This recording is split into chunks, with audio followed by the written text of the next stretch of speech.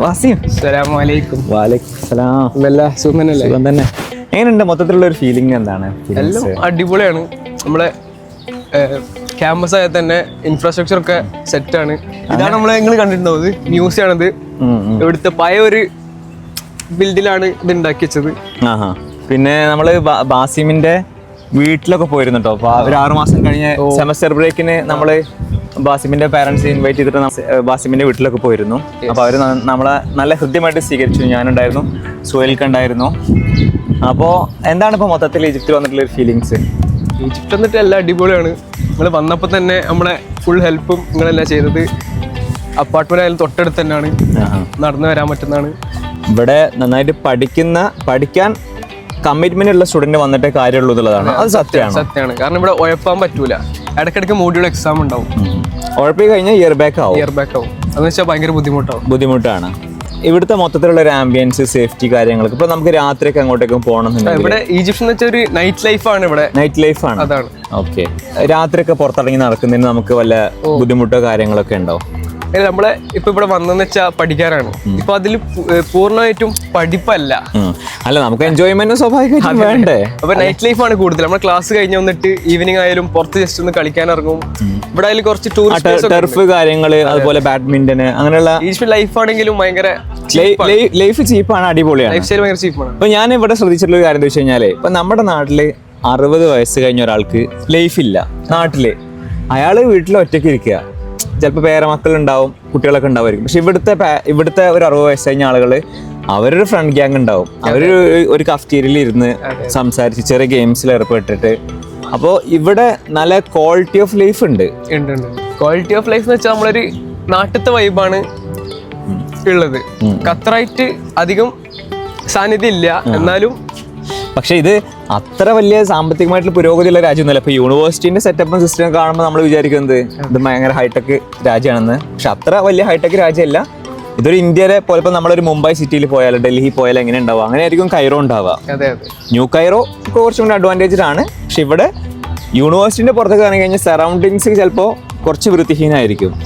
പക്ഷെ പൊതുവെ എന്താണ് ക്വാളിറ്റി ഓഫ് ലൈഫ്, നമുക്ക് ക്വാളിറ്റി ടൈം, അതിനുള്ള എൻഗേജ്മെന്റ്, ചീപ്പായിട്ടുള്ള എൻഗേജ്മെന്റുകള്, അതിനുള്ള ഓപ്ഷൻസ് കാര്യങ്ങളൊക്കെ നമുക്ക് ഇവിടെ കിട്ടുന്നുണ്ട്. ആക്ടിവിറ്റീസ് ഒക്കെ ഉണ്ട്.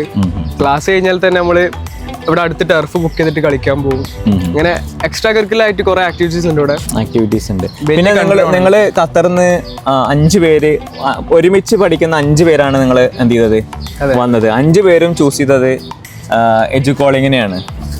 അപ്പോൾ എഡ്യൂകോളിങ്ങിന്റെ ഒരു സർവീസും സുഹൈൽക്കാണ് നമ്മുടെ കമ്പനീനെ റെപ്രസെന്റ് ചെയ്തിട്ട്, നമ്മുടെ കമ്പനീനെ പ്രതിനിധീകരിച്ച് സുഹൈൽക്കാണ് നിങ്ങളെ കൂടെ മുഴുവൻ സമയം സ്പെൻഡ് ചെയ്തിട്ടുണ്ടാവുക.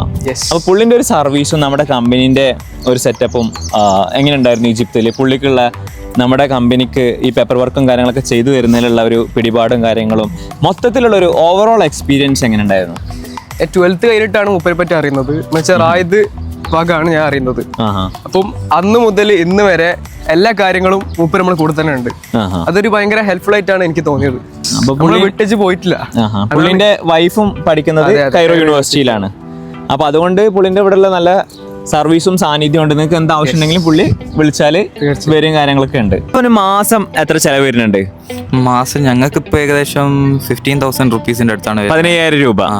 ഭക്ഷണം, താമസമൊക്കെ അടക്കം, എല്ലാം അടക്കം. ഞങ്ങളിപ്പം റെന്റ് കുറച്ച് ഫസ്റ്റ് ഇയർ. എങ്ങനെയാണ് നിങ്ങൾ ജീവിക്കൽ? വളരെ ലക്ഷറി ലൈഫ് സ്റ്റൈലാണോ, അതോ അഡ്ജസ്റ്റ് ചെയ്തിട്ടുള്ള ലൈഫ് സ്റ്റൈലാണോ, അതൊരു മീഡിയം ലെവലിലാണ്? എങ്ങനെ നിങ്ങൾ പോകുന്നത്? ലക്ഷറി ഒന്നുമല്ല, ഞങ്ങളിപ്പോ ഒരു കുഴപ്പമില്ലാത്ത അപ്പാർട്ട്മെന്റിലാണ്. ഒരു മീഡിയം റേഞ്ചിലാണ് പോകുന്നതെന്ന് പറയാം. അപ്പാർട്ട്മെന്റ് നല്ലതാണോ? അപ്പാർട്ട്മെന്റ് ഇപ്പൊ നല്ലതാണ്. ഒരു 3 BHK ആണ്. 5 ആള്. ഒരു അപ്പാർട്ട്മെന്റില് 5 ആള്, 5 പേര്, 3 റൂമുള്ള അപ്പാർട്ട്മെന്റ്. ഒരു ബാത്റൂം, ഒരു കിച്ചണ്, ഒരു ഹാള്, ലിഫ്റ്റ് കാര്യങ്ങളൊക്കെ ഉണ്ട്. ഇവിടെയുള്ള കൾച്ചർ കാര്യങ്ങളെ കുറിച്ച് എന്താ പറയാനുള്ളത്? ഇവിടെ നല്ല ആംബിയൻസ് ആണ്. എല്ലാ ആൾക്കാരും ഫ്രണ്ട്ലി ആണ്. ഈജിപ്ഷ്യൻസ് ഒക്കെ. ഫുഡ് വീട്ടിൽ നിന്ന് കുക്ക് ചെയ്ത് കഴിച്ചിട്ടുണ്ടായിരുന്നോ? ഞങ്ങള് ട്രൈ ആക്കിനും നമുക്കിപ്പോൾ ടൈം ഉണ്ടെങ്കിൽ പറ്റും. അപ്പോൾ പല കുട്ടികളും കുക്ക് ചെയ്തൊക്കെ കഴിക്കുന്നുണ്ട്. കുക്ക് ചെയ്ത് കഴിക്കുകയാണെങ്കിൽ നമുക്ക് എക്സ്പെൻസ് ഒക്കെ ഒന്ന് കുറക്കാൻ പറ്റും. ഓക്കെ, പക്ഷേ കുക്കിങ്ങിനുള്ളൊരു കമ്മിറ്റ്മെന്റ് സമയമൊക്കെ വേണമെന്നുള്ളൂ. അതെ. അപ്പോൾ ഈജിപ്തിലെ ഫുഡും കാര്യങ്ങളും എങ്ങനെയുണ്ട്? ഇപ്പോൾ വിദേശത്തേക്ക് MBBS പഠിക്കാൻ പോകുമ്പോൾ പലർക്കുള്ള കൺസേൺ ആണ് ഫുഡ് കിട്ടുമോ എന്നൊക്കെ ഉള്ളത്. എന്താണ് ഇവിടെ ഫുഡും കാര്യങ്ങളൊക്കെ? ഞങ്ങൾക്കും അങ്ങനത്തെ ഒരു ഡൗട്ട് ഉണ്ടായിരുന്നു. കാരണം ഇവിടെ നമ്മൾ കേട്ടിക്ക് അങ്ങനെ ഇന്ത്യൻ റെസ്റ്റോറൻറ്റ്സ് ഒന്നും ഇല്ല. പക്ഷെ ഇവിടെ വന്നതിന് ശേഷം നമുക്ക് മനസ്സിലായി ഇവിടെ മലബാറി മെസ്സൊക്കെ ഉണ്ട്. അപ്പോൾ ഞാളിപ്പോൾ മലബാറി മെസ്സിലാണ്. കുഴപ്പമില്ലാണ്ട്. അപ്പോൾ അവർ വീട്ടിലേക്ക് ഫുഡ് ഡെലിവറി ചെയ്ത് തരും? വീട്ടിലേക്ക് ഡെലിവറി ചെയ്യും. എല്ലാം അവിടെ പോയി കഴിക്കേണ്ട ആവശ്യമൊന്നുമില്ല, വീട്ടിലേക്ക് ഫുഡ് ഡെലിവറി ചെയ്ത് തരും. അപ്പോൾ فين في مصر؟ حلوان. من حلوان. تدرس هنا في كلية ايه؟ ബിസിനസ് തിഗാറ. അപ്പോൾ ഇത് നമ്മുടെ കാർലോസ് ആണെന്ന് തോന്നുന്നുണ്ട്. നമ്മളിവിടെ ഷൂട്ട് ചെയ്യുന്ന കണ്ടപ്പോൾ പരിചയപ്പെടാൻ വേണ്ടി വന്നതാണ്. സോ ഞങ്ങളെ കൂടെ കൂടിയതിൽ സന്തോഷം. ഇപ്പോൾ ഞാൻ പറഞ്ഞില്ലേ, ഈജിപ്ത് അത്രയും ഫ്രണ്ട്ലി ആണ്. ഇപ്പോൾ ഇത് ഒരു ഈജിപ്ഷ്യനാണ്. അപ്പോൾ നമ്മളെ കണ്ടപ്പോൾ സംസാരിക്കാനും, ഇപ്പോൾ നമ്മളിവിടെ പുറം സ്ഥലത്ത് പോകുകയാണെന്നുണ്ടെങ്കിൽ, ഇപ്പോൾ കൈറോയിലല്ല, ഇവിടെ ഇന്ത്യൻസ് ആയിട്ടുണ്ട്. പുറം സ്ഥലത്ത് പോകുകയാണെങ്കിൽ അവർ ആദ്യം നമ്മളെ പിറകെ കൂടിയിട്ട് അമിതാഭ് ബച്ചൻ, ഷാറൂഖ് ഖാൻ എന്ന് പറഞ്ഞിട്ട് നമ്മളെ പിറകെ കൂടുക. അപ്പോൾ ഇന്ത്യക്കാരോട് ഇവർക്ക് പ്രത്യേക സ്നേഹമാണ്. ആ സ്നേഹം കൊണ്ടാണ് പുള്ളി എന്ത് ചെയ്തത്, ഇപ്പോൾ നമ്മളെ കാണാൻ വന്നിട്ടുള്ളത്. ടെൽ എജു കോളിംഗ് ചിതം. ايديو كولينج شركة كويسة جدا. അപ്പോൾ പുള്ളി പറയണത് നമ്മുടെ കമ്പനി നല്ല കമ്പനിയാണെന്നുള്ളൊരു നല്ല വാക്ക് പുള്ളി തന്നിട്ടാണ് പുള്ളി നമ്മളെ യാത്രയാക്കുന്നത്. അപ്പോൾ കാർലോസിന് എല്ലാവിധ അഭിനന്ദനങ്ങളും. Okay, see you, thank U.